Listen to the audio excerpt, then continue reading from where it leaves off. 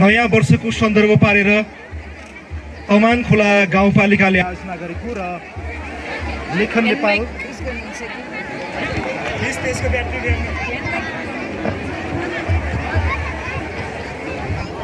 Hello hello नयाँ वर्षको सन्दर्भ पारेर तमानखोला गाउँपालिकाले आयोजना गरेको र लेखन नेपाल मिडिया प्रणालीले सहजीकरण गरिरहेको पर्यटन प्रवर्धन कार्यक्रमका अध्यक्ष तमानखोला गाउँपालिका वडा नम्बर 2 का वडा अध्यक्ष ज्यू, यस कार्यक्रमका प्रमुख अतिथि तमानखोला गाउँपालिकाका अध्यक्ष जोगलाल बुढामगरज्यू, विशिष्ट अतिथि तमानखोला गाउँपालिकाका उपाध्यक्ष हिराकुमारी छन्त्यालज्यू, त्यसै गरी तमानखोला गाउँपालिकाका प्रमुख प्रशासकीय अधिकृतज्यू, त्यस्तै जिल्ला समन्वय समितिका सदस्यज्यू, तमानखोला गाउँपालिकाका सम्पूर्ण कार्यपालिका सदस्यज्यूहरू, तमानखोला गाउँपालिकामा क्रियाशील रहनुभएका विभिन्न राजनीतिक दलका प्रमुख एवं प्रतिनिधिज्यूहरू, तमानखोला गाउँपालिकाका सबै वडामा निर्वाचित वडा सदस्य लगायत जनप्रतिनिधिज्यूहरू, तमानखोला गाउँपालिकाका विभिन्न शाखाका शाखा प्रमुखज्यूहरू, सम्पूर्ण कर्मचारी मित्रहरू र यहाँ उपस्थित हुनुभएका सम्पूर्ण महानुभावहरूलाई सर्वप्रथम त मेरो व्यक्तिगत तर्फबाट र लेखन नेपाल मिडिया प्रणालीको तर्फबाट नयाँ वर्ष 2081 को हार्दिक मङ्गलमय शुभकामना व्यक्त गर्न चाहन्छु। यहाँहरूको जीवन थप उल्लासमय उमङ्गमय बन्दै जाओस् भन्ने कामना गर्न चाहन्छु।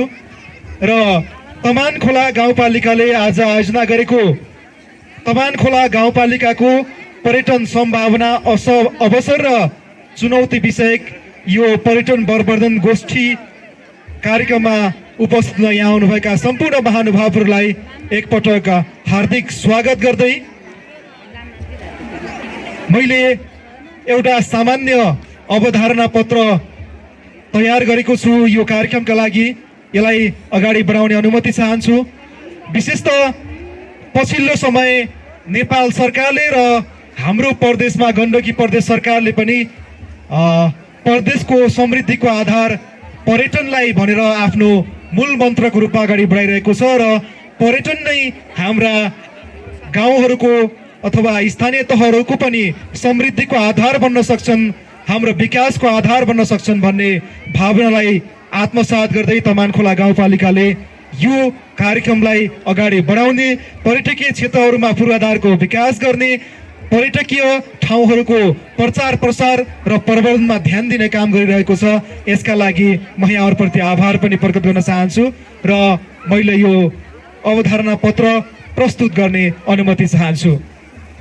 तमानखोला गाउँपालिकाको पर्यटन सम्भावना अवसर र चुनौती यो शीर्षकमा अवधारणा पत्र रहेको छ। मैले सामान्य रूपमा परिभाषाबाट उठान गरेको छु। विश्व पर्यटन संगठनको परिभाषा अनुसार पर्यटकले आफ्नो सामान्य प्रवृत्ति बाहिर 24 घण्टाभन्दा बढी तर एक कर्मागत वर्षभन्दा कम समय मनोरञ्जन, व्यापार र अन्य ठाउँमा आयस्रोत हुने क्रियाकलाप बाहेक अरू उद्देश्यका लागि यात्रा गरी बस्ने मान्छेलाई पर्यटक भनेर जनाउँछ। व्यापार, मनोरञ्जन वा रमाइलोका लागि गरिने यात्रालाई पर्यटन भनिन्छ।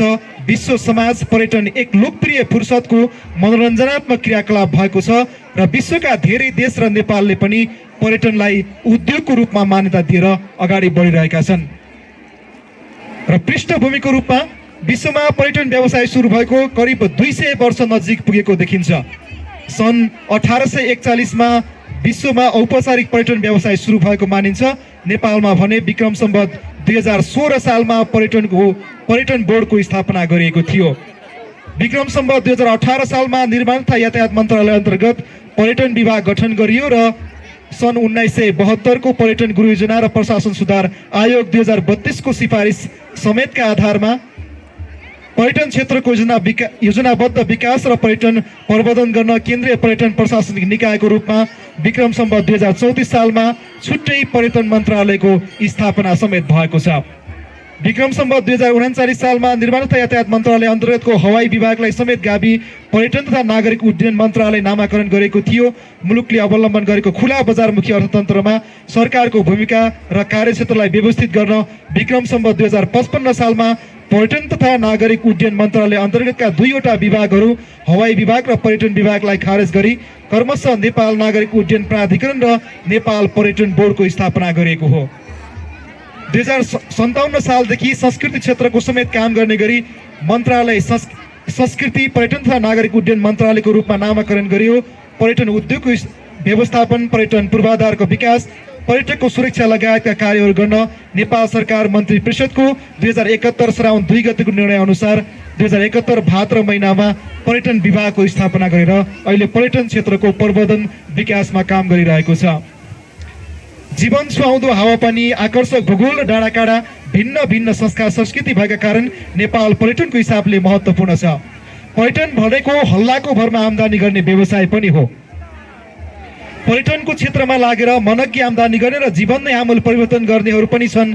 नेपालमा प्राकृतिक, सांस्कृतिक, ऐतिहासिक र धार्मिक पर्यटकका लागि प्रमुख गन्तव्य पनि हो। वन, वातावरण, जैविक विविधतासँगै रमाउनु यहाँको पर्यटकीय क्षेत्रको मुख्य विशेषता हो। पर्यटकीय गन्तव्यहरूको विविधीकरण गर्दै नयाँ पर्यटकीय स्थल, उपसहरूको पहिचान तथा विकास, पर्यटकीय पूर्वाधारको विकास गरी पर्यटनलाई उद्योग अन्तर्गतको प्रमुख आधारशिला निर्माण गर्न जरुरी छ। अनगिन्ती पर्यटकीय क्षेत्रहरूको पूर्वाधार विकासमा ध्यान दिन नसकेको र पर्यटन मैत्री वातावरण र संरचनाको भने अहिले पनि अभाव नै छ। नेपालमा संघीय संरचनामा गएपछि केन्द्र सरकार, प्रदेश सरकार र स्थानीय सरकारले पर्यटनको क्षेत्रको विकास र प्रवर्धनका लागि केही प्रयासहरू गरेका छन्, तर त्यो प्रयास अहिले नै पर्याप्त भने छैन। राजनीतिक रूपमा पटक पटक परिवर्तन भए पनि आर्थिक सामाजिक रूपमा पिछडिएको नेपालमा अनगिन्ती आवश्यकता र बाध्यताले तिनै तहको सरकारका लागि पर्यटन मैत्री नीति निर्माण योजना र बजेट निर्माणका लागि बाधा पुर्याइरहेको देखिन्छ। पछिल्लो राजनीतिक परिवर्तनले 2065 मा पर्यटन नीति बनेको छ। उक्त पर्यटन नीतिमा राष्ट्रिय सम्पदाहरूको दिगो उपयोगका माध्यमबाट पर्यटकीय क्रियाकलापहरू गरी राष्ट्रिय आयमा पर्यटन क्षेत्रको उल्लेख्य मात्रामा वृद्धि गराई जनताको जीवनस्तरमा सुधार ल्याउन पर्यटन क्षेत्रमा लक्ष्य राखिएको छ। नेपालको संविधान 2072 को भाग 4 मा राज्यको निर्देशक सिद्धान्त, नीति र दायित्वको धारा 51 अन्तर्गत प्राकृतिक सम्पदाहरूको पहिचान, संरक्षण, सम्वर्धन र प्रचार प्रसार मार्फत राष्ट्रिय अर्थतन्त्रको महत्त्वपूर्ण आधारको रूपमा पर्यावरण अनुकूल पर्यटन उद्योग विकास गर्ने, पर्यटन संस्कृतिको विकास गर्ने, आवश्यक वातावरण एवं नीति निर्माण गर्ने र पर्यटन उद्योगको भाव वितरणमा स्थानीय जनतालाई प्राथमिकता दिने मूलभूत लक्ष्य पनि राखिएको छ। यही पर्यटन नीतिलाई राज्यको मूल दायित्व अन्तर्गत क्रमशः कार्यान्वयन गर्दै जाने र नेपाललाई समृद्ध र समुन्नत बनाउने भनेको छ। राज्यका निर्देशक सिद्धान्त, नीति र दायित्वको प्रगतिशील कार्यान्वयन भए पर्यटन सम्बन्धी रणनीतिहरू, पर्यटन प्रवर्धन, पर्यटन विकास गर्न सार्वजनिक, निजी, सहकारी, सामुदायिक क्षेत्रसँग साझेदारी एवं सहकार्य गर्ने, ग्रामीण पर्यटन मार्फत लाभलाई जनता स्तरसम्म पुर्याउने, मुलुकका सबै मौसममा पर्यटकीय क्रियाकलापहरू सञ्चालनका लागि आन्तरिक पर्यटनलाई प्रोत्साहन गर्ने र स्थापित तथा नयाँ पर्यटकीय गन्तव्यहरूको एकीकृत र समन्वयात्मक रूपमा पूर्वाधार विकास गरी पर्यटन क्षेत्रको विकास र विविधीकरण गर्न वैदेशिक लगानी आकर्षित गर्ने पनि लक्ष्य राखिएको छ। र तमानखोला गाउँपालिकाको विषयमा हामीले चर्चा गर्दै गर्दा, आज यो कार्यक्रम गर्दै गर्दा तमानखोलामा के पर्यटनको सम्भावनाका विषयहरू रहन सक्छन् भनेर मैले केही कोट्याउने प्रयास गरेको छु। तमानखोला गाउँपालिका पर्यटनका हिसाबले महत्त्वपूर्ण छ। ग्रामीण क्षेत्रको मुख्य रूपमा विकास गर्न सकिने पर्यटन हो। प्राकृतिक सौन्दर्यसँग लुकामारी खेल्नका लागि पर्यटकहरू पदयात्रा गर्न रुचाउँछन्। वन्यजन्तुको चाल निहाल्दै चराचुरुङ्गीको सिरबिहाटमा रमाउन चाहने पर्यटकका लागि तमानखोला गतिलो गन्तव्य बन्न सक्छ। गाउँघरमा बसेर गाउँकै परिवेश, यहाँकै सुविधाहरू उपयोग गर्दै घुमफिर गर्नु ग्रामीण पर्यटन हो। गाउँमा परम्परागत व्यवहार, यहाँको मौलिक संस्कृति, खेतीपाती वा दैनिक व्यवहारको अवलोकन, गाउँको सेरोफेरोको भ्रमण अनि गाउँमै उत्पादन गरेका सामग्रीहरू खाँदै गाउँकै घरमा बस्ने अनि गाउँमै उत्पादन भएका कोसेलीहरू बोकेर जाने गतिविधिहरू ग्रामीण पर्यटन अन्तर्गत पर्दछन्। ग्रामीण पर्यटन सांस्कृतिक र पर्यटनको मिश्रण हो। यसमा व्यावसायिक पर्यटन क्षेत्रको संलग्नता रहँदैन र पर्यटकीय लाभको ठूलो हिस्सा ग्रामीण क्षेत्रका बासिन्दाहरूले नै प्राप्त गर्दैछन्। त्यसैले यस क्षेत्रको पर्यटन विकासका लागि यहाँको मौलिकता जोगाउनु सबैभन्दा पहिलो काम र कर्तव्य हुन जान्छ। नेपालको ढोरपाटन शिकार आरक्षसँग सँगै रहेको कारण ढोरपाटनमा पर्यटनको विकास हुँदै जाँदा तमानमा पनि त्यसको प्रत्यक्ष प्रभाव पर्न सक्छ। त्यसका लागि तमान खोला गाउँपालिकाले आफ्ना पर्यटकीय सम्भावनाका क्षेत्रहरू विकास र प्रचार प्रसार गर्दै लैजानु अहिले आवश्यक छ। त्यससँगै ढोरपाटन आउने पर्यटकलाई तमान खोला गाउँपालिका भित्राउनका लागि आवश्यक पथमार्गहरूको विकास गर्नु, समतामूलक समृद्ध बनाउनका लागि पर्यटन प्रमुख आधार बन्न सक्छ। तमान खोला गाउँपालिकासँग पर्यटकीय गन्तव्य बनाउनका लागि मुठाचौर, बराहताल, सोले डाँडा, नौडल्लेको पहाड, धुमैथान लगायतका धार्मिक र प्राकृतिक सौन्दर्यपूर्ण ठाउँहरू रहेका छन्। सोले डाँडा, नौडल्लेको पहाडबाट देखिने दृश्यावलोकन धार्मिक हिसाबले धुमैथान र अर्को राराको रूपमा मुठाचौर, बराहताललाई विकास गर्न सकिन्छ। त्यति मात्र होइन, टम्म बान्की मिलाएर बसेको तमान गाउँको बस्ती आफैमा पर्यटकीय गाउँको रूपमा विकास गर्न सकिने देखिन्छ। त्यसका लागि बस्तीको संरक्षण प्रचार प्रसार गर्नु आवश्यक छ। तमानको पर्यटन विकासका लागि राष्ट्रिय अन्तर्राष्ट्रिय रूपमा परिचित ढोरपाटनमा र गुरिल्ला पथमार्गलाई जोडेर काम गर्न सकेको खण्डमा धेरै सम्भावनाहरू उजागर हुन सक्छन्। बोङ्गा दोभान, मुठाचौर, बराहताल, अङ्कुटे देउराली, धान्चे देउराली, नौडल्ले पहाड, बयलीको धुरी, पुठाले खोलेको ताल, सोले डाँडा, अमेलचौर जोड्दै दुर्लेकको धुरी, ताराखोला, घुम्टे धुरी, घोडाबाँधे गाजा दहसम्मको पथमार्गको विकास गर्न पनि आवश्यक छ। पर्यटनको विकासका लागि अन्तरपालिका अन्तर सरकार बीच समन्वय र सहकार्य गर्दै आवश्यक पूर्वाधार, खानेपानी, पर्यटकीय क्षेत्रको सूचना तथा जानकारी बोर्ड, पर्यटकको बसाइका लागि विभिन्न ठाउँमा घरबार, होमस्टे व्यवस्थापनका लागि स्थानीय प्रदेश र सङ्घ सरकारको लगानी आवश्यक छ। नौदल्लेको पहाड पुगेर फर्कदा वन्यजन्तुसँग साक्षात्कार गरी भित्री वनमा नर्जाको भित्री वनमा चिडियाखाना पनि निर्माण गर्न सकेको खण्डमा पर्यटकहरूलाई थप आकर्षित गर्ने सम्भावना छ।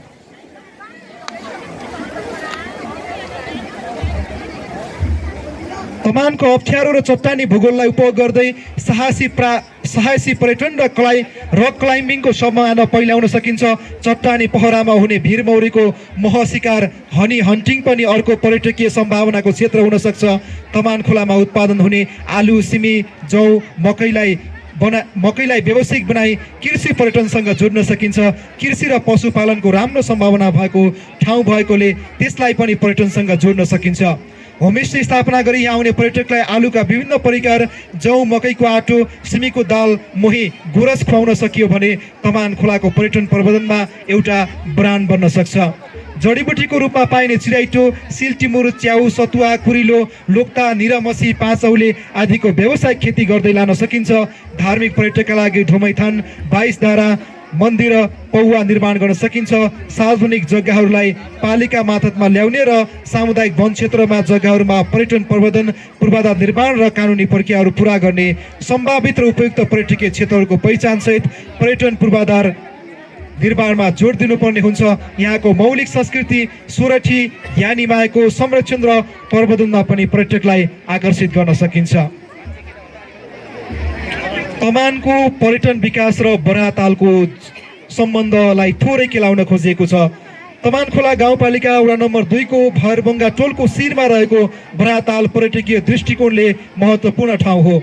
समुद्री सतहबाट झन्डै 2800 मिटरको उचाइमा रहेको यस तालले झन्डै 0.15 वर्ग किलोमिटरको क्षेत्रफल ओगटेको छ। धार्मिक र प्राकृतिक दुवै खालका पर्यटक यहाँ आउन उपयुक्त ठाउँ रहेको छ। धार्मिक हिसाबले पूजा अर्चना र प्राकृतिक हिसाबले तालको सौन्दर्य निहाल्न यो ठाउँ उपयुक्त छ। सत्ययुगमा यहाँको तालमा पूजा आजा गर्न आउने तीर्थालुहरूले खाना बनाउने क्रममा तालभित्रबाट सुनको भाँडा आफै बाहिर आउने र खाना बनाएर भाँडा सफा गरिसकेपछि पुनः तालभित्रै जाने गरेको भन्ने किम्वदन्ती पनि बराहतालको बारेमा प्रचलित रहेको छ। रामजाकोट र यस क्षेत्रमा प्रवेश गरेका आदिवासी पुन मगरहरू व्यक्ति पछि धामी झाँक्री हुने अनौठो लहर नै चलेकाले पुनको सत्तामा आफ्नो थर नै झाँक्री लेख्न थालेको भन्ने पनि भनाइ छ। झाँक्री वंशजको 60 घरधुरी पुगेपछि बस्ती नै पहिरोले पुरेर मारेको र एकजना मात्रै बाँचेर पुनः परिवारको सङ्ख्या 50 पुग्दा झाँक्री वंशजको एक कन्या हराएको र उनको बराह देवतासँग विवाह भएको भन्ने किम्वदन्ती पनि छ। सन्तान वियोगको आवेगमा आएका बराह देवताले आफ्नी श्रीमतीको एउटा आँखा नै फोडेर कानी बनाएको र श्रीमती कानी र बराहलाई जोडेर अहिलेको कानी बराहको रूपमा पूजा गर्ने प्रचलन रहेको भन्ने पनि किम्वदन्ती र भनाइहरू प्रचलित रहेको पाइन्छ। बराह देवताले श्रीमतीको आँखा फुटाइदिएर हिँडेपछि घाइते श्रीमती बराह तालभन्दा केही माथि बसेर केही बेर रोएको र त्यहाँ आँखाबाट बगेको रगतको ताल बनेको, पछि त्यो रगतको ताल सुकेपछि सुके ताल भन्ने गरेको बताइन्छ। केही शुभ सङ्केत हुने भएमा त्यो सुके तालमा अहिले पनि रगत देखिन्छ भन्ने भनाइहरू अहिले पनि प्रशस्त रहेका छन्। यो विषयमा भविन्द्र पुन र उम्पुनले गर्नुभएको खोजबाट मैले यो साभार गरेको हुँ। त्यसै गरी यहाँबाट देखिने अनगिन्ती हिमश्रृङ्खला र दृश्यले आगन्तुकहरूलाई मोहित पार्छ। तमान खोलाको शिरमा रहेको यो ताल बागलुङ जिल्लाकै सबैभन्दा उच्च स्थानमा रहेको ताल पनि हो। यसको संरक्षण र विकासका लागि गण्डकी प्रदेश सरकार तमान खोला गाउँपालिकाले केही प्रयासहरू गरेका छन्। पूर्वाधार निर्माणसँगै यहाँको प्रचार प्रसार हुन थालेपछि अहिले यहाँ आउने आगन्तुकहरूको सङ्ख्या बढ्दै गएको छ र यस क्षेत्रको विकासका लागि अहिले करोडौँ रकम खर्च भइसकेको छ। ताल क्षेत्रमा पिकनिक स्पट, बगैँचा लगायतका पर्यटकहरूलाई थप आकर्षित गर्ने खालका पूर्वाधार निर्माणका कामहरू अगाडि बढेको छ। तालसम्म पुग्नका लागि पथमार्ग, तालको संरक्षणका लागि घेराबार, बराह मन्दिर, शौचालय र खानेपानीको व्यवस्थापन भइसकेको छ र यहाँ आउने पर्यटकलाई राख्नका लागि होमस्टे सञ्चालनको योजना रहेको छ।